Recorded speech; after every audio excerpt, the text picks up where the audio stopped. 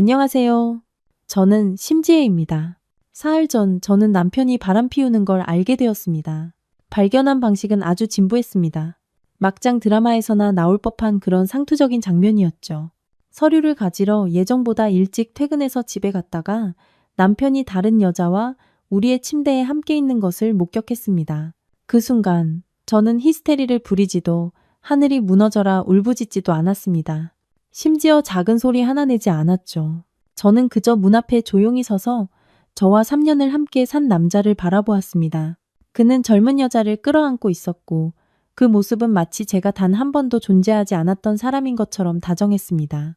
강성준은 저를 발견하지 못했습니다. 눈앞의 여자에게 너무나도 집중하고 있었으니까요. 그 여자는 저도 아는 사람이었습니다. 임소희, 남편 회사 마케팅팀의 신입사원이었죠. 졸업한 지 얼마 안 된 아주 예쁜 얼굴을 하고 있었습니다. 누구든 한번 보면 잊지 못할 청순한 미인이었죠. 반년 전쯤 강성준이 처음 그녀의 이야기를 꺼냈을 때가 기억납니다. 일 처리가 뛰어나다며 제대로 키워보고 싶다고 칭찬했었죠. 지금 보니 정말 잘 키운 것 같네요. 저는 조용히 방에서 나와 발소리를 죽이며 집을 빠져나왔습니다. 모든 과정이 꿈처럼 비현실적이었습니다. 거리를 걸으면서도 어디로 가야 할지 알 수 없었습니다. 그때 휴대폰이 울렸습니다. 제 비서인 고수호였습니다. 대표님, 내일 발표할 디자인 시안 준비되었습니다. 미리 한번 보시겠습니까? 그의 목소리는 언제나처럼 부드러웠고 은은한 배려가 묻어났습니다. 수호 씨, 제 목소리가 떨리는 것이 느껴졌습니다. 질문이 하나 있어요. 네, 말씀하세요. 만약 가장 믿었던 사람에게 배신당했다면 어떻게 할 건가요? 전화기 너머로 몇 초간 침묵이 흘렀습니다. 이윽고 고수호가 나지막이 말했습니다. 저를 배신한 사람이 대가를 치르게 만들 겁니다. 어떤 대가요? 그들이 가장 소중하게 여기는 것들을 잃게 만드는 거죠. 순간 웃음이 터져 나왔습니다. 길 한복판에서 휴대폰을 붙잡고 눈물이 쏙 빠지도록 웃었습니다. 대표님? 고수호의 목소리에 긴장감이 서렸습니다. 괜찮으십니까? 괜찮아요. 저는 눈물을 닦아내고 다시 평정을 되찾은 목소리로 말했습니다. 수호 씨, 강성준 씨 회사 최근 프로젝트 상황 좀 알아봐줘요. 치명적인 약점이 있는지 알고 싶어요. 알겠습니다. 고수호는 이유를 묻지 않고 바로 대답했습니다. 제가 그를 좋아하는 이유가 바로 이것입니다. 그는 결코 제 결정을 의심하지 않고 언제나 무조건적으로 저를 지지해줍니다. 고수호는 제가 3년 전에 채용한 비서입니다. 명문대를 졸업했고 능력도 출중하며 외모 또한 준수합니다. 누구든 보면 마음이 편안해지는 부드러운 인상이죠. 많은 사람들이 그의 능력이 아깝다고 말했습니다. 더 좋은 회사에서 더 중요한 직책을 맡을 수 있을 텐데 말이죠. 하지만 그는 줄곧 제 곁에 남아 성실하게 비서 업무를 수행했습니다. 예전에 왜냐고 물어본 적이 있었습니다. 그는 그저 웃으며 지금 일이 좋다고만 했습니다. 이제와 생각해보니 어쩌면 그는 이미 강성준의 본 모습을 알고 있었을지도 모릅니다. 그저 어리석은 저만 모르고 있었던 거겠죠. 사무실로 돌아오니 고수호가 아직 자리에 있었습니다. 스탠드 조명 하나만 켠 채 컴퓨터 앞에서 제가 요청한 자료를 찾고 있었습니다. 이렇게 늦게까지 왜 아직 안 갔어요? 대표님을 기다렸습니다. 그가 고개를 들어 저를 보았습니다. 그의 눈빛에는 제가 지금껏 본 적 없는 깊이가 담겨 있었습니다. 무슨 일 있으셨습니까? 저는 그의 얼굴을 보며 문득 기대고 싶다는 충동을 느꼈습니다. 지난 3년간 강성준은 점점 더 바빠졌고 집에 오는 시간은 줄어들었습니다. 저와 대화할 시간은 말할 것도 없었죠. 오히려 고수호가 매일 늦게까지 저와 함께 일하며 제 디자인 철학을 들어주고 창의적인 아이디어를 함께 고민해 주었습니다. 때로는 강성준보다 고수호가 더 가족처럼 느껴질 정도였습니다. 강성준 씨, 바람 피웠어요. 저는 담담하게 말했습니다. 오늘 제 눈으로 직접 봤어요. 고수호의 손이 키보드 위에서 멈췄습니다. 표정에는 큰 변화가 없었지만 마우스를 쥔 손에 힘이 들어가는 것을 보았습니다. 죄송합니다. 그가 말했습니다. 왜 당신이 사과해요? 저는 이미 알고 있었기 때문입니다. 고수호는 저를 바라보았습니다. 그의 눈에는 죄책감과 안타까움이 뒤섞여 있었습니다. 두 사람의 호텔 출입 기록과 계좌 이체 내역을 확인한 적이 있습니다. 하지만 어떻게 말씀드려야 할지 몰랐습니다. 저는 잠시 멍해졌습니다. 언제 알았어요? 2달 전입니다. 왜 말 안 했어요? 대표님께서 상처받으실까봐 두려웠습니다. 그는 자리에서 일어나 제 앞으로 다가왔습니다. 그리고 언젠가는 대표님께서 직접 알게 되실 거라고 생각했습니다. 저는 제 앞에서 묵묵히 저를 지켜봐온 이 남자를 보며 가슴속에 따뜻한 기운이 차오르는 것을 느꼈습니다. 고마워요. 천만에요. 고수호가 조용히 말했습니다. 대표님을 지키는 것은 제가 마땅히 해야 할 일입니다. 그럼 지금 제 부탁 하나만 들어줄래요? 어떤 부탁이십니까? 강성준을 무너뜨리는 것 도와줘요. 고수호의 눈에 위험한 빛이 스치는 것을 보았습니다. 이내 그는 미소를 지으며 말했습니다. 얼마든지요. 그 후 일주일 동안 저는 아무것도 모르는 아내처럼 행동했습니다. 매일 제 시간에 퇴근해 강성준을 위해 저녁을 차렸고 회사 일은 어떤지 물었으며 심지어 요즘 너무 피곤한 것 아니냐며 먼저 걱정해주기도 했습니다.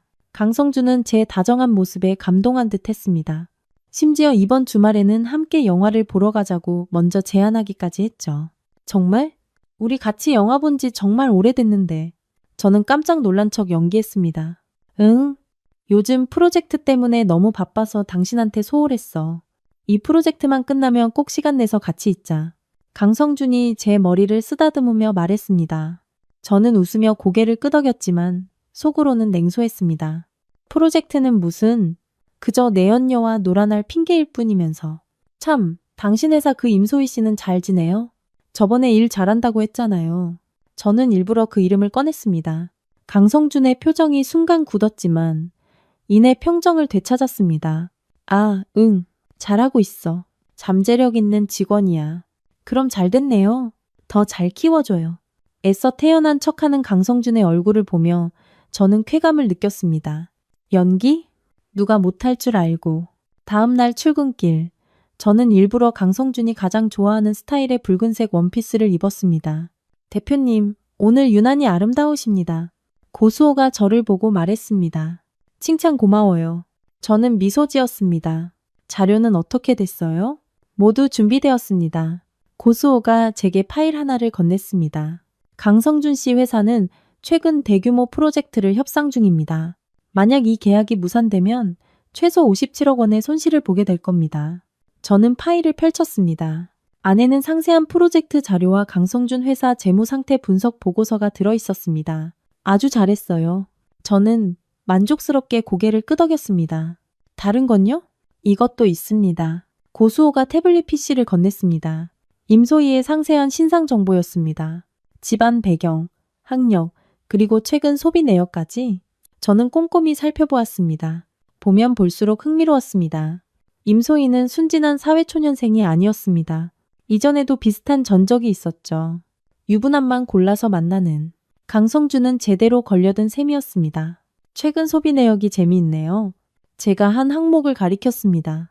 샤넬 가방 1,900만 원, 까르띠에 시계 2,850만 원. 모두 강성준 씨가 사준 겁니다. 계좌 이체의 내역을 확인했습니다. 석 달 동안 강성준에게서 9,500만 원을 썼더군요. 고수호가 말했습니다. 저는 차갑게 웃었습니다. 욕심도 많네. 이걸 사모님께 보내드릴까요? 아니요. 저는 파일을 덮었습니다. 더 좋은 방법이 있어요. 점심시간 저는 강성준에게 전화를 걸었습니다. 여보, 오늘 일찍 들어올 수 있어요? 당신이 해주는 저녁밥이 먹고 싶어서. 강성준의 목소리는 조금 난처해 보였습니다. 아, 오늘은 좀 힘들 것 같은데. 회사에 중요한 회의가 있어. 무슨 회의가 그렇게 중요해요? 그 새로 시작하는 프로젝트 건. 클라이언트랑 세부 사항을 논의해야 해서. 그렇구나. 알았어요. 그래도 몸 챙겨가면서 해요. 너무 무리하지 말고. 전화를 끊고 저는 웃었습니다. 중요한 회의? 중요한 데이트겠지. 오후 4시. 저는 강성준의 회사 건물 아래에 있는 카페에 나타났습니다. 회사 출입구가 잘 보이는 전망 좋은 자리였죠. 5시 30분 강성준이 건물에서 나오는 것이 보였습니다. 그는 자신의 차를 타지 않고 택시를 탔습니다. 저는 즉시 고수호에게 카톡을 보냈습니다. 나왔어요. 계획대로 진행해요. 곧 답장이 왔습니다. 알겠습니다. 저는 그 택시를 뒤쫓아 시내 중심가의 한 고급 레스토랑으로 향했습니다. 우리 결혼기념일에 갔던 곳이었습니다. 이제 다른 여자를 데리고 이곳에 오다니 정말이지 아이러니했습니다. 저는 레스토랑 맞은편에 자리를 잡았습니다. 곧 임소희가 보였습니다. 그녀는 하얀 롱드레스를 입고 정교한 화장을 한 채 나타났습니다.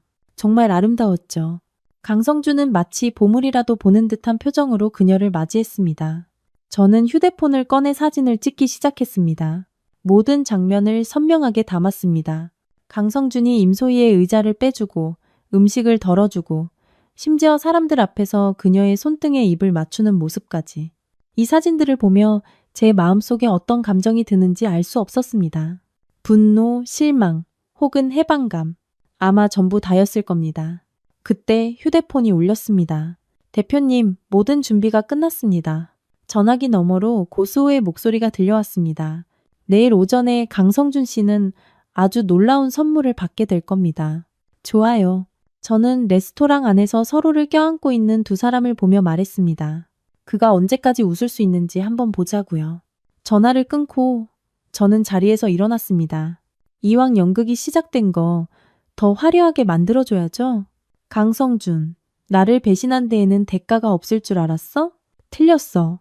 다음 날 아침 강성준은 전화를 한 통 받고는 안색이 굳어졌습니다. 저는 잡지를 보는 척하며 그의 반응을 살폈습니다. 뭐라고요? 프로젝트가 취소됐다고요? 그게 무슨 말입니까? 어제까지도 잘 얘기되지 않았습니까?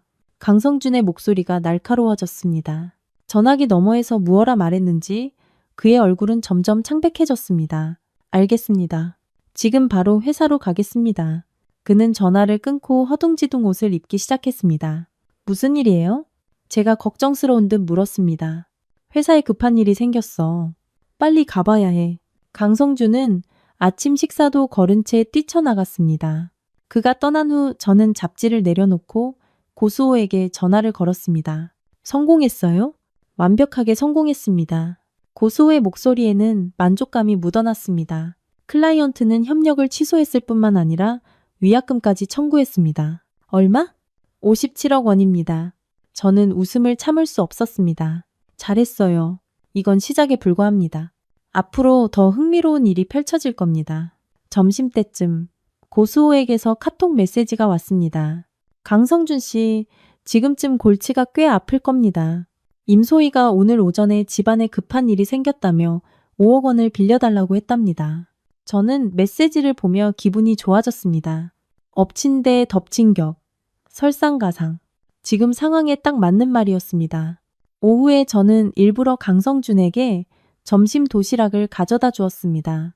회사 안내 데스크 직원은 저를 알아보고 바로 올려보내 주었습니다. 강성준의 사무실은 담배 연기로 자욱했습니다.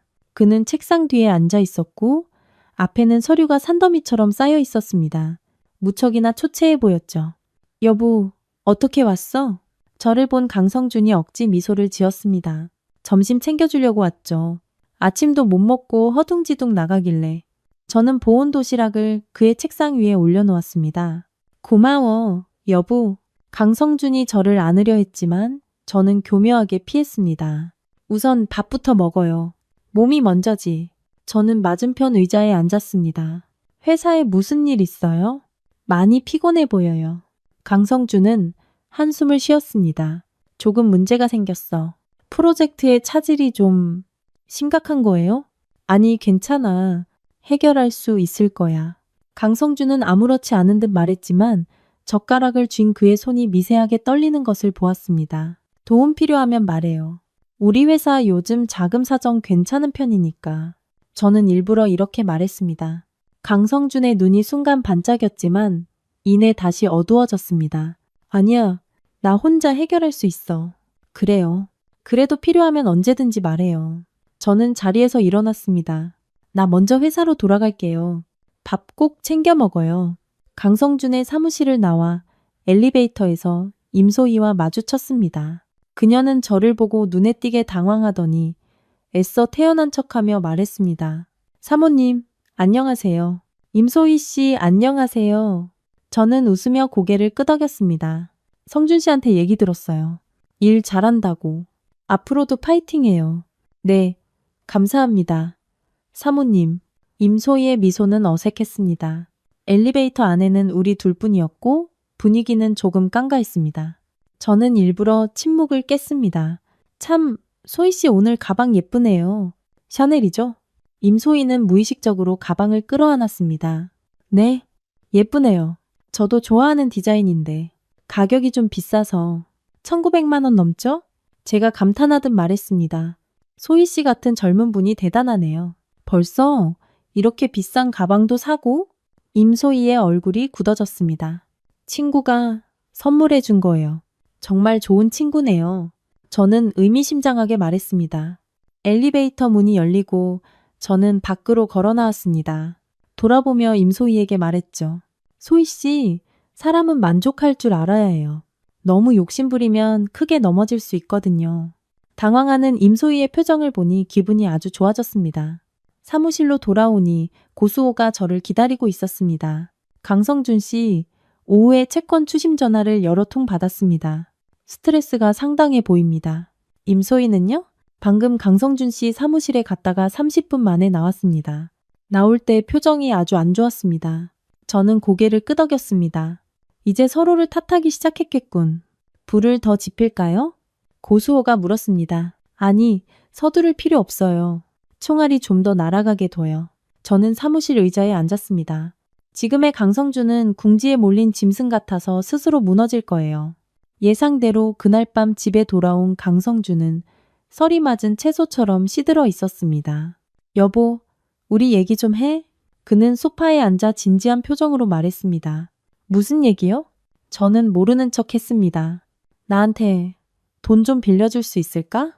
강성준이 돈을 빌려달라고 말했을 때 저는 주방에서 설거지를 하고 있었습니다. 그 말을 듣고 손을 잠시 멈췄다가 아무렇지 않은 듯 다시 설거지를 계속했습니다. 얼마나? 95억. 쨍그랑. 제 손에 있던 접시가 싱크대 안으로 떨어졌습니다. 저는 몸을 돌려 강성준을 바라보았습니다. 얼굴에는 계산된 놀라움을 담았습니다. 95억? 대체 무슨 일이에요? 강성준은 손을 비비며 제 눈을 마주치지 못했습니다. 회사에 좀 어려운 일이 생겨서 자금 유동성이 필요해. 95억이나 필요할 만큼 어려운 일이 뭔데요? 저는 그의 앞에 가서 앉았습니다. 성준 씨, 나한테 뭐 숨기는 거 있죠? 아니야. 그냥 프로젝트에 문제가 생겨서 위약금을 물어줘야 해. 강성준의 이마에 땀이 맺히기 시작했습니다. 여보, 나 좀 믿어줘. 꼭 갚을게. 저는 저와 3년을 함께 산 이 남자를 보며 만감이 교차했습니다. 한때는 평생을 기댈 수 있는 사람이라고 믿었는데 지금 보니 그저 내연녀를 위해 아내에게 돈을 빌리는 쓰레기일 뿐이었습니다. 95억은 작은 돈이 아니잖아요. 생각할 시간이 좀 필요해요. 저는 일부러 난처한 기색을 보였습니다. 조금만 서둘러 주면 안 될까? 강성준이 초조했습니다. 은행에서 독촉이 심해. 그럼 먼저 무슨 일인지 솔직하게 말해줘요. 저는 그를 똑바로 쳐다보았습니다. 적어도 돈이 어디에 쓰이는지는 알아야 할 거 아니에요. 강성준은 한참을 망설이다 입을 열었습니다. 사실 우리 회사가 최근에 큰 프로젝트를 진행했는데 거기에 투자를 많이 했어. 그런데 갑자기 클라이언트가 변심해서 계약을 파기하고 위약금을 청구했어. 위약금이 얼마인데요? 57억. 그럼 나머지 38억은요? 제가 추궁하자 강성준의 표정은 더욱 어색해졌습니다. 그 외에 처리해야 할 다른 빚들이 좀 있어. 다른 빚? 임소희에게 쓴 돈이겠지. 저는 속으로 비웃으며 겉으로는 걱정스러운 표정을 지었습니다. 어쩌다 그렇게 됐어요? 그 프로젝트 잘 진행되고 있었다면서요. 나도 모르겠어. 갑자기 클라이언트 태도가 돌변했어. 아마 경쟁사에서 손을 쓴 것 같아. 경쟁사? 저는 웃음이 나올 뻔했습니다. 경쟁사는 무슨? 명백히 저와 고수호의 작품인데 다른 방법은 생각해봤어요? 은행 대출 같은 거. 저는 계속 연기했습니다. 알아봤는데 절차가 너무 복잡해서 시간이 안 돼. 강성준이 제 손을 잡았습니다. 여보, 지금 나를 구해줄 사람은 당신밖에 없어. 애원하는 강성준의 표정을 보니 문득 역겨워졌습니다. 나를 배신할 때는 망설임도 없더니 도움이 필요하니 이렇게 불쌍한 척을 하다니. 알았어요. 저는 손을 뿌리쳤습니다. 방법을 생각해 볼게요. 정말? 강성준의 눈에 희망의 빛이 스쳤습니다. 역시 우리 아내가 최고야. 대신 조건이 있어요. 저는 그를 바라보며 말했습니다. 당신 회사 재무제표랑 이번 프로젝트 관련 자료 전부 다 보고 싶어요. 강성준의 안색이 변했습니다. 그건 회사 기밀이라 좀 곤란한데? 그럼 없던 일로 해요. 저는 차갑게 말했습니다.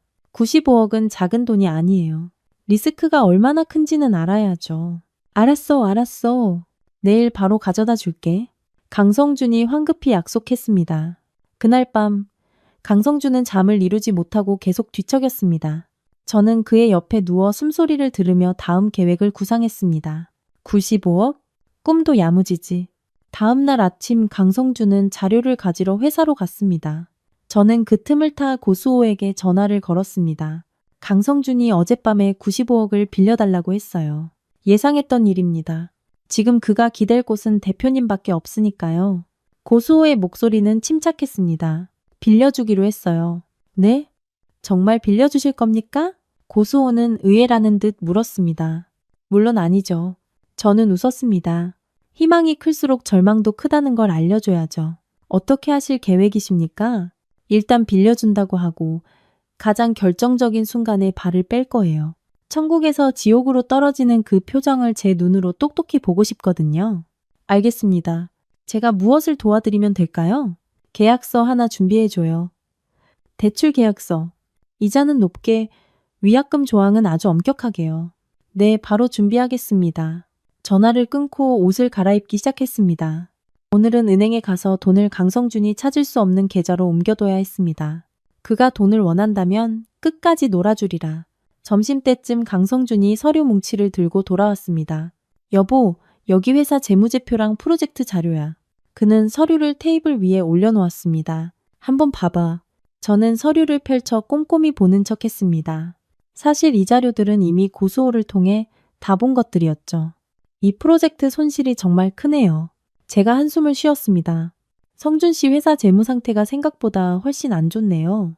그래서 당신 도움이 필요한 거야. 여보, 제발 나 좀 살려줘. 강성준이 제 옆에 앉으며 말했습니다. 빌려줄게요. 저는 그를 보며 말했습니다. 하지만 조건이 있어요. 무슨 조건이든 말만 해. 다 들어줄게. 첫째, 정식 대출 계약서를 작성할 것. 알았어. 문제 없어. 둘째, 연이자 10%. 강성준이 잠시 멈칫했습니다. 이자가 좀 높은 거 아니야? 은행 대출이자도 만만치 않아요. 게다가 당신은 지금 은행에서 대출도 못 받잖아요. 제가 담담하게 말했습니다. 높다고 생각하면 다른 데서 빌려요. 아니야. 알았어. 그렇게 할게. 강성준이 다급하게 말했습니다.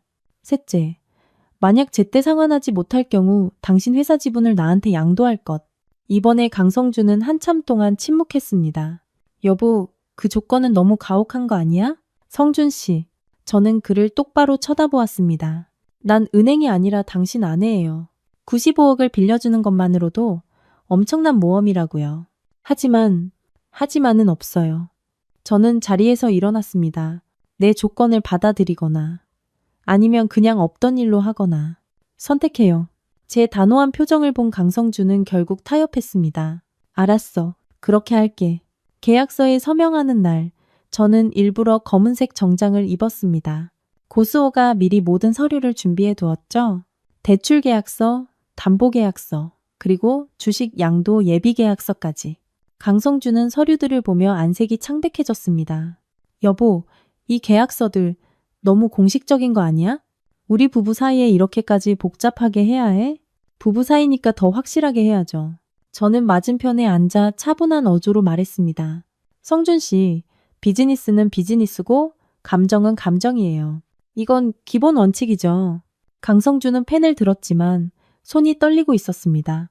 그가 망설이고 있다는 것, 그리고 두려워하고 있다는 것을 알았습니다. 하지만 지금 그에게는 선택의 여지가 없었습니다. 57억의 위약금에 각종 채무까지. 제때 해결하지 못하면 그의 회사는 파산할 것이고 돈 문제뿐만 아니라 그의 명성도 완전히 무너질 테니까요. 그리고 한 가지 더. 제가 갑자기 입을 열었습니다. 계약서에 추가 조항을 하나 넣어야겠어요. 무슨 조항? 만약 당신이 나를 속인 사실이 발각될 경우 이 돈은 즉시 반환하고 위약금으로 2배를 지불해야 한다는 조항. 강성준의 손이 허공에서 멈췄습니다. 속인다는 게 무슨 뜻이야? 예를 들면 자금을 유용해서 다른 용도로 쓴다거나 회사의 실제 상황을 숨기는 것 같은 거요. 저는 그의 눈을 똑바로 쳐다보았습니다. 설마 나를 속일 건 아니죠? 당연히 아니지. 강성준이 억지 웃음을 지었습니다. 내가 어떻게 당신을 속여? 그의 언행불일치 표정을 보며 저는 쾌감을 느꼈습니다. 만약 내가 그의 모든 비밀을 알고 있다는 사실을 그가 알게 된다면 어떤 표정을 지을까? 그럼 사인해요. 강성준은 결국 계약서에 서명했습니다. 사인을 마친 그는 마치 천근만근의 짐을 내려놓은 듯 긴 한숨을 내쉬었습니다. 여보, 고마워. 그가 저를 안으려 했습니다. 1년 안에 꼭 갚을게. 그러길 바라요. 저는 그의 포옹을 피하며 말했습니다. 하지만 성준 씨, 미리 말해두는데 만약 계약을 위반하면 난 계약서대로 집행할 거예요. 우리가 부부라고 해서 봐주는 일은 없을 거예요. 알아. 실망시키지 않을게. 강성준이 고개를 끄덕였습니다. 실망시키지 않겠다고? 그는 이미 나를 철저히 실망시켰는데 그날 오후 돈을 받은 강성준은 가장 먼저 위약금 문제를 처리하러 갔습니다. 사무실에서 은행 전화를 받고 95억 원이 이체된 것을 확인했습니다. 이제 그가 어떻게 연기하는지 지켜볼 차례네요. 제가 고수호에게 말했습니다. 제가 조사한 바에 따르면 그 95억 중 19억은 임소희에게 갈 겁니다. 그녀가 요즘 집을 알아보고 있는데 빌라를 한 채 사려고 한답니다. 19억짜리 빌라? 저는 냉소했습니다. 욕심이 끝이 없네. 막을까요? 아니요. 그럴 필요 없어요. 저는 고개를 저었습니다. 쓰게 둬요. 많이 쓰면 쓸수록 좋으니까. 사흘 뒤 저녁, 강성준은 술에 취해 집에 돌아왔습니다. 기분이 아주 좋아 보였죠. 콧노래를 부르며 현관으로 들어섰습니다. 여보, 나왔어. 목소리가 큰 것을 보니 많이 마신 게 분명했습니다. 왜 이렇게 많이 마셨어요? 저는 걱정하는 척 물었습니다. 오늘 축하할 일이 있거든. 회사 위기가 해결됐어. 이제 다시 안심하고 일할 수 있게 됐다고. 강성준이 비틀거리며 소파에 앉았습니다. 잘 됐네요. 저는 그에게 물 한 잔을 건넸습니다. 참, 돈은 다 제대로 썼죠? 당연하지. 강성준은 물컵을 받아들고 말했습니다. 전부 빚 갚는 데 썼어. 거짓말을 하면서 눈 하나 깜빡하지 않는군요. 정말 얕잡아 볼 사람이 아니었습니다. 성준 씨, 질문 하나 할게요. 저는 그의 맞은편에 앉았습니다. 만약 언젠가 내가 당신이 바람 피운 걸 알게 되면 내가 어떻게 할 것 같아요? 강성준은 잠시 멈칫하더니 웃었습니다. 여보, 왜 그런 걸 물어? 내가 어떻게 당신을 배신해? 그냥 한번 물어보는 거예요. 요즘 세상에 유혹이 너무 많잖아요. 많은 남자들이 실수를 하니까. 난 그런 사람 아니야. 강성준은 가슴을 치며 장담했습니다. 내 평생 가장 사랑하는 사람은 당신뿐이야. 절대 배신 안 해. 그의 확신에 참말을 들으니 박수라도 쳐주고 싶었습니다. 연기력이 대단하네요. 하지만 안타깝게도 저는 더 이상 그의 거짓말에 속는 바보가 아니었습니다. 그럼 다행이네요. 당신 먼저 쉬어요. 난 씻고 올게요. 욕실에서 저는 고수호에게 카톡을 보냈습니다. 내일부터 2단계 계획을 시작해요. 곧 답장이 왔습니다. 알겠습니다. 2단계. 그것은 강성준에게 절망이 무엇인지 제대로 체험하게 해주는 것이었습니다. 그는 내 돈 95억을 받았으니 안전하다고 생각하겠지만 너무 순진하죠. 진짜 게임은 이제부터 시작이니까요.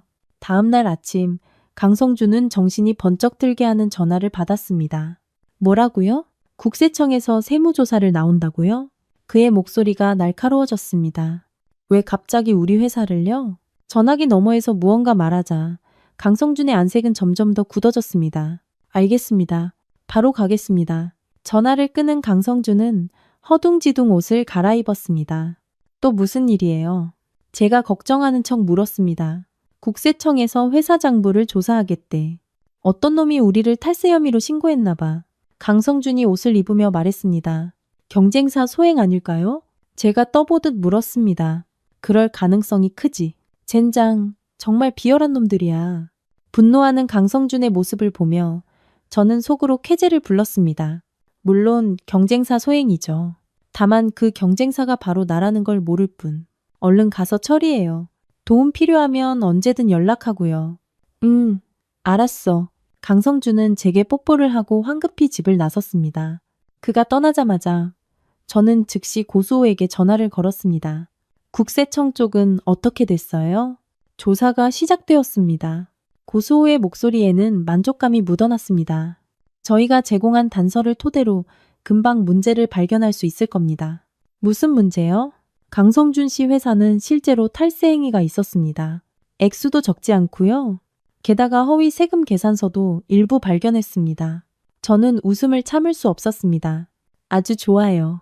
이건 에피타이저일 뿐입니다. 오후에는 더 흥미로운 일이 기다리고 있습니다. 뭔데요? 은행 측에서 갑자기 대출금을 회수할 겁니다. 저는 잠시 멈칫했습니다. 대출 회수? 강성준 씨 회사는 이전에 은행에서 38억 원을 대출받았습니다. 저희가 몇몇 경로를 통해 은행 측이 그 회사의 상환 능력에 의심을 품게 만들었습니다. 그래서 은행이 대출금을 조기 상환하라고 요구할 겁니다. 그것도 무조건 일주일 안에 갚으라고요. 고수호가 덧붙였습니다. 이건 정말 치명적인 한방이었습니다. 강성준은 지금 여유 자금이 전혀 없습니다. 만약 은행이 대출금을 회수한다면 그는 제가 빌려준 돈으로 막아야 할 겁니다. 하지만 그 돈은 이미 그가 절반 이상을 탕진했으니 은행 빚을 갚기에는 턱없이 부족하겠죠. 수호 씨 정말 똑똑하네요. 제가 진심으로 감탄했습니다. 대표님을 위해 일하는 것은 제 영광입니다. 고수호의 목소리는 부드러웠습니다. 대표님 질문이 하나 있습니다. 뭔데요? 이 일이 다 끝나면 어떻게 하실 생각이십니까? 그가 무엇을 묻는지 알 것 같았습니다. 강성준 씨 일이 끝나면 이혼할 거예요. 그리고 나서는요? 아직 생각 안 해봤어요. 해외에 나가서 잠시 머리를 식힐 수도 있고 회사 경영에만 집중할 수도 있겠죠. 그럼 저는요? 고수호가 갑자기 물었습니다. 저는 계속 대표님 곁에 있을 수 있습니까? 저는 순간 멍해졌습니다. 지난 3년간 고수호는 제게 가장 유능한 조수이자 가장 믿음직한 사람이었습니다. 하지만 그가 저에게 품은 감정이 업무 관계를 넘어섰을 거라고는 단 한 번도 생각해 본 적이 없었습니다. 수호 씨, 어떻게 대답해야 할지 몰랐습니다. 죄송합니다. 제가 실례했습니다. 이런 때에 이런 말씀을 드리는 게 아니었는데 고수호는 무언가 깨달은 듯 말했습니다. 아니에요. 실례 아니에요. 제가 나지막이 말했습니다. 다만 지금은 그런 걸 생각할 마음의 여유가 없어요. 이해합니다. 대표님께서 마음을 정하실 때까지 기다리겠습니다. 전화를 끊고 제 마음은 복잡해졌습니다. 고수호는 좋은 남자입니다. 뛰어나고 다정하고 세심하며 무엇보다 제게 충성스럽죠. 강성준의 배신이 아니었다면 어쩌면 저는 평생 제 곁에 이렇게 묵묵히 저를 지켜주는 사람이 있다는 사실을 깨닫지 못했을지도 모릅니다. 오후 3시 강성준에게서 전화가 왔습니다. 여보, 나 지금 좀 곤란한데 회사로 와줄 수 있어? 그의 목소리는 지쳐 있었고 절망감이 가득했습니다. 무슨 일이에요? 은행에서 대출금을 회수하겠대. 지금 당장 38억이 필요해. 돈 좀 더 빌려줄 수 있을까? 강성준의 목소리가 떨렸습니다. 또 빌려달라고요? 저는 일부러 목소리를 높였습니다. 성준 씨, 내가 당신한테 95억을 빌려준 거 잊었어요? 알아. 하지만 지금 상황이 너무 급해. 그럼 전에 빌려간 돈은 어디 갔어요? 제가 그의 말을 끊었습니다. 빚 갚는 데 썼다면서요? 왜 또 돈이 필요하죠? 전화기 너머로 한참 동안 침묵이 흘렀습니다. 여보, 일단 묻지 말고 급한 불부터 끄자. 제발. 이 일이 해결되면 내가 차근차근 설명할게. 강성준이 애원했습니다. 안 돼요? 제 말투는 단호해졌습니다.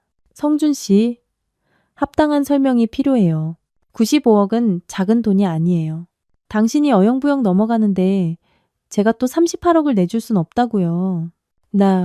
강성준은 우물쭈물하며 말을 잇지 못했습니다. 만족스러운 설명을 못한다면 더 이상 돈을 빌려줄 수 없어요. 제가 차갑게 말했습니다. 그리고 계약서 조항에 따라 당신이 자금을 유용했다면 원금 즉시 상환과 위약금까지 지불해야 할 거고요. 안 돼, 안 돼. 강성준의 목소리에 공포가 서렸습니다. 여보, 나한테 이럴 순 없어. 우리 부부잖아. 부부이기 때문에 당신이 나를 속이는 걸 더더욱 용납할 수 없는 거예요. 저는 그 말을 끝으로 전화를 끊었습니다. 사무실에 앉아 창밖 풍경을 바라보았습니다. 마음이 전례 없이 가벼웠습니다. 강성준, 너도 이런 날이 오는구나. 그날 밤 강성준은 집에 들어오지 않았습니다. 저는 혼자 저녁을 먹고 거실에서 TV를 보았습니다. 10시쯤 초인종이 울렸습니다. 강성준이 열쇠를 잊고 온 줄 알았는데 문을 열어보니 임소희가 서 있었습니다. 그녀의 얼굴에는 우는 적이 역력했고 화장이 번점없이 초라해 보였습니다. 사모님, 드릴 말씀이 있습니다. 그녀의 목소리는 잠겨 있었습니다. 들어와요. 할 얘기는 별로 없을 것 같지만 저는 몸을 비켜주었습니다. 임소희는 거실로 들어와 어찌할 바를 모르고 서 있었습니다. 앉아요. 뭐 마실래요? 제가 소파를 가리켰습니다. 아니요, 괜찮습니다. 임소희는 자리에 앉아 저를 보며 말했습니다. 사모님, 모든 걸 알고 계신다는 거 알아요. 뭘 안다는 거죠? 저는 모르는 척 했습니다. 저와 강성준 씨의 관계요. 죄송합니다. 제 잘못이에요. 유부남과 만나면 안 되는 거였는데 참회하는 척 연기하는 그녀의 모습을 보니 웃음이 나올 뻔했습니다. 임소희 씨, 사과가 소용있을 거라고 생각해요? 당신은 남의 가정을 파괴했고 남의 감정에 상처를 줬어요. 미안하다는 말 한마디로 해결될 문제인가요? 사과로 안 된다는 거 알아요. 임소희의 눈에서 눈물이 떨어지기 시작했습니다. 하지만 정말 잘못했다고 생각해요. 저는 떠날게요. 다시는 강성준 씨 만나지 않겠습니다. 왜요? 제가 궁금하다는 듯 물었습니다. 그가 당신을 버렸나요? 임소희의 안색이 변했지만 대답은 하지 않았습니다. 알만했습니다. 강성준이 지금 제 한 몸 건사하기도 힘드니 그녀를 챙겨줄 마음도 능력도 없어진 거겠죠. 소희 씨, 궁금한 게 있는데 그렇게 예쁜데 왜 하필 유부남을 선택했어요? 제가 편안한 자세로 고쳐 앉으며 물었습니다. 저는 그가 결혼한 줄 몰랐어요. 아, 그래요? 제가 눈썹을 치켜 올렸습니다. 그럼 나중에 알았을 땐 왜 떠나지 않았죠? 사랑했으니까요. 임소희는 이 말을 하면서 스스로도 믿지 못하는 듯 했습니다. 사랑? 저는 웃었습니다. 소희 씨, 당신이 사랑한 게 그 사람이에요. 아니면 그의 돈이에요? 돈 때문에 만난 거 아니에요? 임소희가 급하게 변명했습니다. 돈 때문이 아니라고요? 저는 자리에서 일어나 그녀에게 다가갔습니다.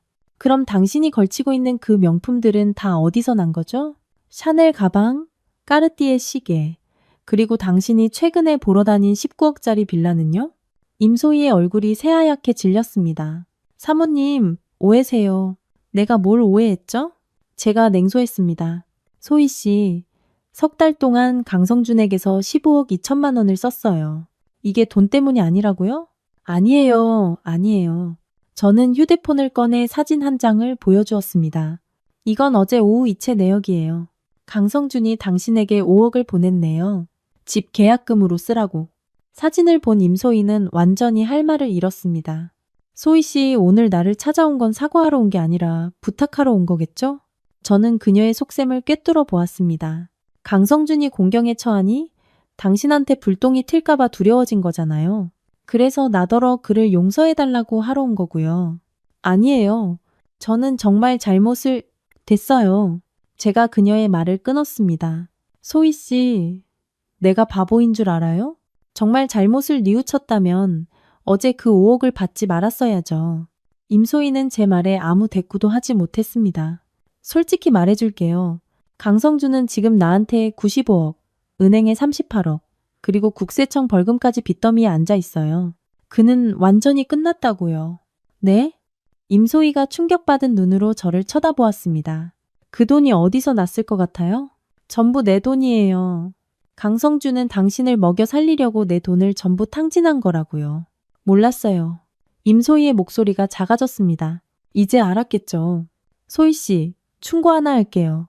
그 5억, 당장 돌려주는 게 좋을 거예요. 그렇지 않으면 강성준이 파산했을 때 당신도 무사하지 못할 테니까. 못 돌려줘요. 이미 계약금을 내서. 임소희가 울기 시작했습니다. 저는 그가 진심으로 저를 사랑하는 줄 알았어요. 우리에게 미래가 있을 거라고 생각했다고요. 백꽃처럼 하얗게 우는 그녀의 모습을 보면서도 제 마음속에는 일말의 동정심도 생기지 않았습니다. 이것이 바로 탐욕의 대가였습니다. 소희 씨, 세상에 공짜 점심은 없어요. 당신은 분수에 맞지 않는 삶을 누렸고 이제 그 대가를 치를 시간이에요. 사모님, 제발 저를 용서해 주세요. 임소희가 무릎을 꿇었습니다. 정말 잘못했어요. 뭐든지 할게요. 뭐든지 해서 보상하겠습니다. 뭐든지. 저는 무릎 꿇은 여자를 내려다보았습니다. 좋아요. 기회를 하나 주죠. 어떤 기회요? 내일 강성준이 당신에게 돈을 달라고 찾아갈 거예요. 그럼 돈은 사기당해서 한 푼도 없다고 말해요. 제 눈에 악독한 빛이 스쳤습니다. 그리고 당신이 임신했다고 그에게 책임지라고 말하세요. 네? 저 임신 안 했는데요. 임소희가 눈을 동그랗게 떴습니다. 임신 안 한 거 알아요. 하지만 그렇게 연기해야 해요. 제가 냉소했습니다. 강성준에게 주는 마지막 일격이라고 생각해요. 그건 그 사람을 해치는 거잖아요. 해친다고? 저는 허리를 숙여 그녀를 내려다보았습니다. 소희 씨, 그가 지금 피해를 운운할 자격이 있다고 생각해요? 임소희는 입술을 깨물더니 결국 고개를 끄덕였습니다. 알겠습니다. 좋아요. 저는 만족스럽게 웃었습니다. 기억해요? 실감나게 연기해야 할 거예요. 그렇지 않으면 당신은 이 세상에 온 걸 후회하게 될 테니까. 임소희를 보낸 후 저는 고수호에게 카톡을 보냈습니다. 내일 재미있는 구경거리가 생길 거예요. 곧 답장이 왔습니다. 기대하겠습니다. 강성준, 너의 종말이 다가오고 있어. 다음날 오전, 저는 회사에서 회의를 하고 있었습니다. 그런데 갑자기 밖에서 시끄러운 소리가 들려왔습니다. 유리문 너머로 보니 강성준이 안내 데스크 직원과 실랑이를 벌이고 있었습니다. 나 심 대표 남편이요. 왜 못 올라가게 막는 겁니까? 죄송합니다. 강성준, 선생님, 예약 없이는 출입이 불가능합니다. 안내 데스크 직원은 단호했습니다. 저는 고수호에게 처리를 맡기고 회의를 계속했습니다. 10분 후 고수호가 돌아왔습니다. 강성준 씨가 급한 용무가 있다며 대표님을 찾고 있습니다. 감정이 많이 격앙된 상태입니다. 기다리라고 해요. 회의 끝나기 전까지는 아무도 안 만날 거니까. 저는 고개도 들지 않고 말했습니다. 30분이 더 지나고 나서야 회의가 끝났습니다. 저는 천천히 접견실로 향했습니다. 강성준은 이미 기다리다 지친 기색이 역력했습니다. 여보? 저를 보자마자 그가 벌떡 일어났습니다. 드디어 왔구나. 무슨 일인데 이렇게 급해요? 급하면 전화로 하라고 했잖아요. 제가 맞은편에 앉았습니다. 전화로는 얘기 못해. 여보, 제발 나 좀 살려줘. 강성준의 눈은 붉게 충혈되어 있었습니다. 또 무슨 일인데요? 은행에서 독촉이 너무 심해. 오늘 오후까지 돈을 갚지 않으면 회사를 압류하겠대. 여보, 나 정말 방법이 없어. 강성준이 제 손을 잡았습니다. 그럼 임소희한테 돈 달라고 하지 그랬어요? 당신이 돈 많이 줬잖아요. 제가 일부러 말했습니다. 강성준의 안색이 변했습니다. 당신 어떻게 알았어? 난 다 알아요. 저는 손을 뿌리쳤습니다. 강성준, 내가 정말 그렇게 바보 같아 보여요? 제 차가운 표정을 보고 강성준은 드디어 사태의 심각성을 깨달은 듯 했습니다. 여보, 당신 혹시 뭐 아는 거야? 당신이 바람 피운 거, 내 돈을 다른 여자한테 갖다 바친 거, 그리고 나를 계속 속여온 거 다 알아요. 제가 또박또박 말했습니다. 강성준, 내가 아직도 당신을 도와줄 것 같아요? 강성준의 얼굴이 새하얗게 질렸습니다. 여보, 내가 설명할게. 뭘 설명하겠다는 거죠? 당신이 왜 나를 배신했는지? 왜 내 돈을 내연녀에게 줬는지? 아니면 왜 나를 바보 취급했는지? 당신을 바보 취급한 적 없어. 없다고? 제가 냉소했습니다. 어제까지도 임소희와의 관계를 부인했잖아요. 그게 나를 바보 취급한 게 아니면 뭔데요? 강성준은 입을 열었지만 아무 말도 하지 못했습니다. 솔직히 말해줄게요. 제가 그에게 다가갔습니다. 당신이 바람피운 첫날부터 난 모든 걸 알고 있었어요. 두 사람의 호텔 출입 기록, 계좌 이체 내역, 심지어 어젯밤에 둘이 무슨 대화를 나눴는지까지 전부 다요. 말도 안 돼. 강성준이 한 걸음 물러섰습니다. 말이 안 된다고요? 저는 휴대폰을 꺼내 녹음 파일을 재생했습니다. 녹음 파일에서는 강성준과 임소희가 어떻게 계속 나를 속일지에 대해 의논하는 대화가 선명하게 흘러나왔습니다. 녹음 내용을 들은 강성준은 완전히 무너졌습니다. 여보, 내가 잘못했어. 정말 잘못했어. 그가 무릎을 꿇었습니다. 제발 용서해줘. 다시는 안 그럴게. 용서? 저는 무릎 꿇은 남자를 내려다보았습니다. 마음속에는 혐오감만 가득했습니다. 강성준, 내가 뭘 가장 싫어하는지 알아요? 배신. 제 목소리는 얼음장처럼 차가워졌습니다. 그리고 당신은 정확히 내가 가장 싫어하는 짓을 했어요. 정말 잘못했어. 한 번만 기회를 줘. 응? 앞으로는 정말 당신만 사랑할게. 맹세해. 맹세? 저는 웃었습니다. 당신 결혼식 때도 맹세했잖아요. 결과는 어땠죠? 강성준은 아무 말도 하지 못했습니다. 그때 제 휴대폰이 울렸습니다. 임소희에게서 온 전화였습니다. 저는 강성준을 힐끗 쳐다보고는 전화를 받았습니다. 대표님, 말씀하신 대로 했습니다. 제가 임신했다고 말했어요. 지금 이쪽으로 오고 있어요. 임소희의 목소리가 떨렸습니다. 좋아요. 실감나게 연기해요. 전화를 끊고 저는 의아한 표정의 강성준을 보며 말했습니다. 당신 애인이 급한 일이 있다는데요. 안 가봐요? 무슨 일인데? 임신했대요. 당신 아이래요. 제가 아무렇지 않게 말했습니다. 강성준은 마치 벼락이라도 맞은 듯 그 자리에 얼어붙었습니다. 말도 안 돼. 그 애가 어떻게 임신을... 왜 말이 안 되죠? 그렇게 사랑하는 사이인데 아이가 생기는 건 당연한 거 아니에요? 아니야. 우리 항상 조심했어. 아무리 조심해도 사고는 생기는 법이죠.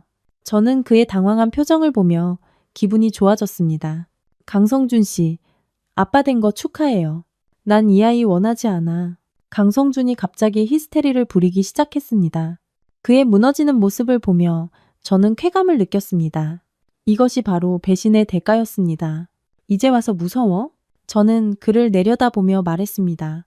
바람 피울 때는 이런 결과는 생각 안 해봤어요? 여보, 제발 나 좀 구해줘. 강성준이 제 다리를 붙잡았습니다. 내가 정말 잘못했어. 당신이랑 이혼하기 싫어. 당신을 잃고 싶지 않아. 너무 늦었어. 저는 그를 걷어찼습니다. 강성준, 마지막 기회를 주겠어요. 당장 내 돈 95억을 갚아요. 그리고 우리 이혼해요. 나 돈 없어. 돈이 없으면 저는 서류 한 부를 꺼내 들었습니다. 계약서 조항대로 당신 회사 지분은 이제 내 거예요. 안 돼. 강성준이 서류를 빼앗으려 했지만 고수호가 그를 막아섰습니다. 강성준 씨, 진정하십시오. 고수호의 말투는 정중했지만 손에 들어간 힘은 상당했습니다. 이거 놔. 심지혜, 너 나한테 이럴 수 없어. 우리 부부잖아. 강성준이 발버둥 쳤습니다. 곧 아니게 될 거예요. 저는 뒤도 돌아보지 않고 문으로 향했습니다. 고비서 보안팀 불러서 저 사람 내보내요. 네, 대표님. 접견실을 나오자 등 뒤로 강성준의 울부짖음이 들려왔습니다. 하지만 저는 더 이상 신경 쓰지 않았습니다. 우리의 3년 결혼 생활은 이렇게 끝났습니다. 이혼 절차는 순조롭게 진행되었습니다. 강성준은 마지못해 했지만 명백한 증거들 앞에서 그에게는 선택의 여지가 없었습니다. 외도, 부부 공동 재산 유용, 배우자 기만. 이 모든 것이 이혼의 충분한 사유가 되었습니다.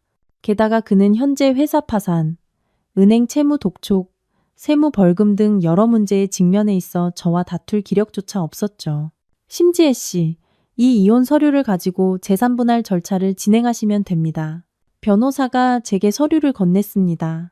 협의에 따라 강성준 씨의 회사 지분과 모든 채무는 심지혜 씨에게 이전되었습니다. 저는 이혼 서류를 받아들었습니다. 마음이 복잡했습니다. 한때는 강성준과 백년해로 할 것이라 믿었는데 결국 이런 식으로 끝을 맺게 되다니. 또한 강성준 씨가 은닉한 재산에 대해서는 저희가 재산 보전 신청을 해두었습니다. 그의 명의로 된 부동산, 차량, 주식 등은 모두 동결되어 채무 변제에 사용될 것입니다. 그가 임소희에게 사준 빌라도 포함되나요? 물론입니다. 그 집은 부부 공동 재산으로 구매한 것으로 불법적인 재산 이전 행위에 해당하므로 반드시 추징해야 합니다. 집을 빼앗기게 될 임소희의 표정을 상상하니 웃음이 나왔습니다. 탐욕의 대가. 그녀도 마침내 치르게 된 것입니다. 변호사 사무실을 나오자 고수호가 밖에서 기다리고 있었습니다. 다 끝났습니까? 그가 물었습니다. 네. 드디어 자유네요. 저는 깊은 숨을 내쉬었습니다. 전례 없이 홀가분한 기분이었습니다. 앞으로 계획은 어떻게 되십니까? 일단 회사로 돌아가서 강성준 씨가 버려놓은 일을 수습해야죠. 그리고 저는 그를 바라보았습니다. 그리고 휴가를 좀 가고 싶어요. 얼마나요? 모르겠어요. 한 달이 될 수도 있고 반년이 될 수도 있겠죠. 기분 내키는 대로요. 저는 미소 지었습니다.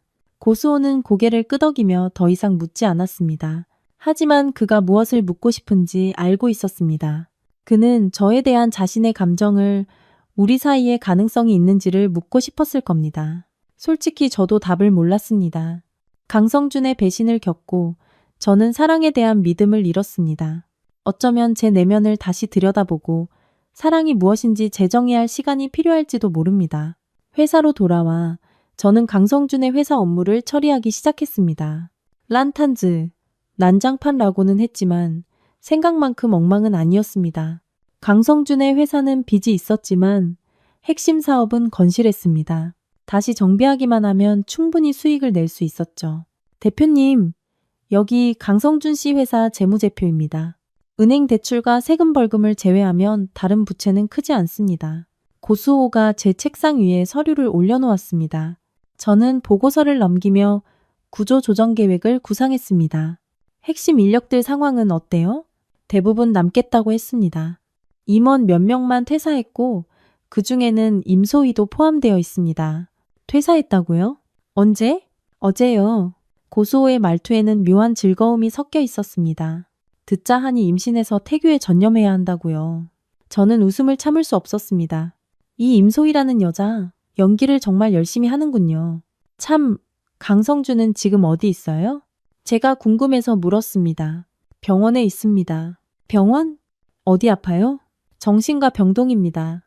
어젯밤에 임소희 집 앞에서 난동을 부리다가 이웃 주민의 신고로 경찰이 출동했습니다. 경찰이 와서 보니 정신 상태가 불안정해 보여 병원으로 이송했다고 합니다. 정신 상태가 불안정하다고? 의사 말로는 급성 스트레스 반응이라고 합니다. 쉽게 말해 과도한 충격으로 정신 착란을 일으킨 거죠. 고수호의 설명을 듣고 나서야 저는 상황을 이해했습니다. 강성준이 미쳤다고? 심각해요? 한동안 입원해서 경과를 지켜봐야 한다고 합니다. 고수호가 저를 보며 물었습니다. 가보시겠습니까? 저는 잠시 생각하다 고개를 저었습니다. 아니요. 우린 이제 아무 사이도 아니니까요. 입으로는 그렇게 말했지만 마음은 복잡했습니다. 어쨌든 3년을 함께한 부부였는데 강성준이 그렇게 된 것에 제 책임이 아예 없다고는 할 수 없었죠. 하지만 그의 배신과 기만을 생각하면 그 동정심은 금세 사라졌습니다. 그가 받아야 할 마땅한 벌이었습니다. 대표님, 좋은 소식이 있습니다. 고수호가 갑자기 말했습니다. 뭔데요? 임소희의 거짓말이 들통났습니다. 그녀는 임신한 게 아니었습니다. 단지 강성준의 돈을 노렸을 뿐이죠. 고수호의 눈에 차가운 빛이 스쳤습니다. 어제 강성준이 그녀 집 앞에서 난동을 부린 것도 그 거짓말을 알게 되었기 때문입니다. 어떻게 들켰어요? 강성준이 그녀를 강제로 병원에 데려가 검사를 했는데 임신은커녕 피임약을 복용하고 있었다는 사실이 밝혀졌답니다. 강성준은 그 자리에서 완전히 무너졌다고 합니다. 이야기를 듣고 나니 감탄이 절로 나왔습니다. 임소희의 수법은 정말 악랄하네요. 강성준의 심장에 칼을 꽂은 격이었죠. 하지만 그녀는 몰랐을 겁니다. 이 모든 것이 다 제 계획이었다는 것을. 임소희는 지금 어때요? 숨었습니다. 은행에서 집을 압류해서 지금은 갈 곳도 없다고 합니다. 꼴 좋다. 저는 속으로 생각했습니다. 이것이 바로 탐욕의 끝이었다. 한 달 후 제 삶은 드디어 평온을 되찾았습니다.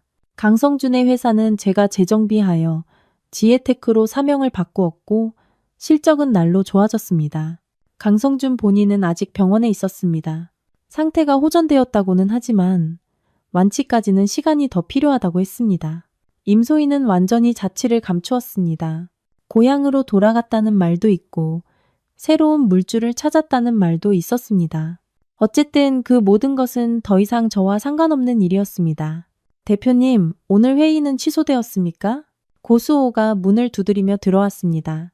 네, 취소했어요. 요즘 일이 많지 않아서 매일 회의할 필요는 없을 것 같아요. 그럼 오늘 무엇을 하고 싶으십니까? 저는 창밖의 햇살을 보며 문득 아이디어가 떠올랐습니다. 나랑 바다 보러 가요. 바다요? 지금요? 고수호가 잠시 멈칫했습니다. 네, 지금 당장. 바다 본 지 너무 오래됐어요. 1시간 후 우리는 바닷가에 도착했습니다. 그다지 알려지지 않은 해변이라 관광객도 적고 조용했습니다. 저는 신발을 벗고 맨발로 모래사장을 밟으며 바닷바람을 느꼈습니다. 좋으세요? 고수호가 제 곁에 서서 물었습니다. 아주 좋아요. 저는 눈을 감았습니다. 온몸의 긴장이 풀리는 기분이었습니다. 대표님, 고수호가 갑자기 저를 불렀습니다. 후회하세요? 뭐요? 제가 눈을 뜨고 그를 바라보았습니다. 강성준 씨에게 복수한 거요. 저는 잠시 생각하다 고개를 저었습니다. 후회 안 해요. 그는 나를 배신했고 마땅히 대가를 치러야 했어요. 제 목소리는 단호했습니다. 그럼 그를 미워하세요? 이제 미워하지 않아요. 저는 멀리 보이는 파도를 보며 말했습니다. 누군가를 미워하는 건 너무 피곤한 일이에요. 그런 감정에 시간을 낭비하고 싶지 않아요. 고수호는 고개를 끄덕이며 더 이상 말을 잇지 않았습니다. 우리는 그렇게 조용히 바닷가에 서서 파도 소리를 들었습니다. 한참이 지나서야 고수호가 입을 열었습니다. 대표님, 여쭤보고 싶은 게 있습니다. 뭔데요? 만약 시간을 되돌릴 수 있다면 다시 결혼을 선택하시겠습니까? 그 질문에 저는 오랫동안 침묵했습니다. 모르겠어요. 그럴 수도 있고 아닐 수도 있겠죠. 왜죠? 사랑에 대한 믿음을 잃었거든요. 제가 쓴웃음을 지었습니다. 강성준은 제게 한 가지 교훈을 줬어요. 절대로 누군가를 완전히 믿어서는 안 된다는 거요. 저조차도요? 고수호가 갑자기 물었습니다. 저는 고개를 돌려 그를 바라보았습니다. 3년간 저를 곁에서 지켜준 이 남자를. 그의 눈에는 기대와 불안이 함께 담겨 있었습니다. 수호 씨, 왜 그런 질문을 해요? 제가 대표님 마음속에서 어떤 위치에 있는지 알고 싶어서요. 지난 3년간 저는 계속 기회를 기다렸습니다. 대표님께서 저를 알아봐 주실 기회를요. 알고 있었어요. 제가 나지막이 말했습니다. 사실 예전부터 알고 있었어요. 그럼 대표님의 대답은 무엇입니까? 저는 그의 진솔한 눈빛을 보며 가슴속에 따뜻한 기운이 차오르는 것을 느꼈습니다. 고수호는 좋은 남자입니다. 의심의 여지가 없었죠. 다정하고 세심하며 충성스럽고 무엇보다 단 한 번도 저를 배신한 적이 없었습니다. 하지만 제가 과연 새로운 감정을 받아들일 준비가 되었을까요? 수호 씨, 저한테 시간을 좀 줄래요? 제 감정을 정리할 시간이 필요해요. 알겠습니다. 기다리겠습니다. 고수호가 고개를 끄덕였습니다. 왜요? 왜 나를 기다려요? 당신은 얼마든지 더 어울리는 여자를 만날 수 있잖아요. 사랑하니까요. 그의 대답은 간단하고 직설적이었습니다. 처음 대표님을 배웠을 때부터 당신이 제가 기다려야 할 사람이라는 걸 알았습니다. 그 말을 듣는 순간 제 마음이 움직였습니다. 남자에게서 이렇게 진솔한 고백을 들어본 것은 처음이었습니다. 강성준은 우리가 가장 달콤했던 시절에도 제게 이런 말을 해준 적이 없었죠. 만약 내가 당신을 영원히 사랑하지 못할 수도 있다고 한다면요? 제가 떠보듯 물었습니다. 그렇다면 영원히 기다릴 겁니다. 대표님을 지켜보는 것만으로도 제게는 가장 큰 행복이니까요. 그의 흔들림 없는 표정을 보며 저는 진심이 무엇인지 문득 깨달았습니다. 어쩌면 저 자신에게 그리고 그에게도 기회를 줘야 할지도 모릅니다. 수호 씨, 저는 손을 내밀었습니다. 나랑 같이 좀 걸어줄래요? 그는 망설임 없이 제 손을 잡았습니다. 그의 손은 따뜻했고 보호받는 느낌을 주었습니다. 강성준이 단 한 번도 제게 주지 못했던 느낌이었죠. 어쩌면 이것이 사랑의 시작일지도 모릅니다. 석 달 후 저와 고수호는 연인이 되었습니다.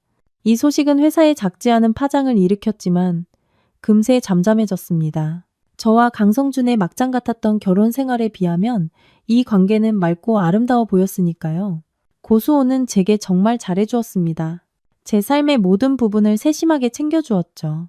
제가 좋아하는 커피 취향을 기억했고 제가 야근할 때면 야식을 사다 주었으며 제가 기분이 좋지 않을 때는 조용히 곁을 지켜주었습니다.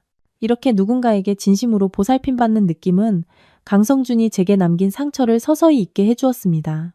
지혜씨, 이번 주말에 영화 보러 갈래요? 고수호가 제안했습니다. 무슨 영화요? 로맨스 영화요.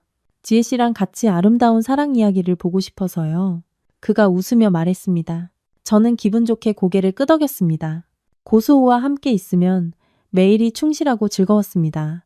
그는 제게 다시 사랑을 믿게 해주었고 스스로가 사랑받을 자격이 있는 사람이라는 것을 깨닫게 해주었습니다. 참, 그 소식 들었어요? 고수호가 갑자기 말했습니다. 강성준 씨가 퇴원했대요. 저는 잠시 멈칫했습니다. 언제요? 지난주에요. 일자리를 구하고 있는데 받아주는 회사가 없다고 하더라고요. 그 말을 들으니 마음이 복잡 미묘했습니다. 더 이상 강성준을 미워하지는 않았지만 그의 근황을 들으니 여러 감정이 교차했습니다. 지금 어디 있대요? 부모님 댁에요? 그리고 임소희도 돌아와서 작은 회사에서 격리로 일하고 있대요. 둘이 아직 만나요? 모르겠어요. 하지만 강성준 씨가 계속 지혜 씨를 만나고 싶어 한대요. 사과하고 싶다고. 저는 잠시 침묵했습니다. 내가 그를 만나야 할까요? 그건 지혜 씨 생각에 달렸죠. 만약 과거를 완전히 정리하고 싶다면 한번 만나는 것도 나쁘지 않을 거고, 그럴 필요가 없다고 생각하면 만나지 않아도 돼요. 저는 고민 끝에 한번 만나기로 결심했습니다. 강성준을 위해서가 아니라 저 자신을 위해서였습니다. 그에게 내가 아주 잘 살고 있다는 것을 직접 말해주고 싶었고, 이 과거를 완전히 끝내고 싶었습니다. 약속 장소는 한 카페였습니다. 강성준은 약속 시간보다 30분이나 일찍 와서 창가 자리에 앉아 저를 기다리고 있었습니다. 제가 카페에 들어섰을 때 하마터면 그를 알아보지 못할 뻔했습니다. 불과 몇 달 사이에 그는 무척 늙어 있었고 머리도 희끗희끗해졌습니다. 무척이나 초췌해 보였죠. 지혜야. 저를 보자마자 그가 벌떡 일어났습니다. 왔구나. 앉아요. 저는 그의 맞은편에 앉았습니다. 할 말이 뭐예요? 너한테 사과하고 싶었어? 미안해. 정말 미안하다. 강성준의 목소리는 잠겨 있었습니다. 그래서요? 제가 평온하게 물었습니다. 미안하다는 말이 소용없다는 거 알아. 하지만 꼭 말해야 했어. 그는 저를 바라보았습니다. 그의 눈에는 후회와 미련이 담겨 있었습니다. 지혜야, 나 정말 잘못했어. 잘못한 걸 알면 뭐가 달라지죠? 강성준 씨, 어떤 잘못은 용서받을 수 없는 거예요. 저는 커피를 한 모금 마셨습니다. 알아. 그가 고개를 숙였습니다. 그냥 말하고 싶었어. 지난 몇 달 동안 매일 후회하며 살았다고. 뭘 후회했는데요? 나한테 들킨 걸 후회했어요. 아니면 나에게 상처 준 걸 후회했어요? 너에게 상처 준 걸 후회했어. 지혜야, 넌 내가 본 여자 중에 최고의 여자였어. 내가 널 배신하면 안 되는 거였는데. 그의 말을 들으며 제 마음에는 아무런 파문도 일지 않았습니다.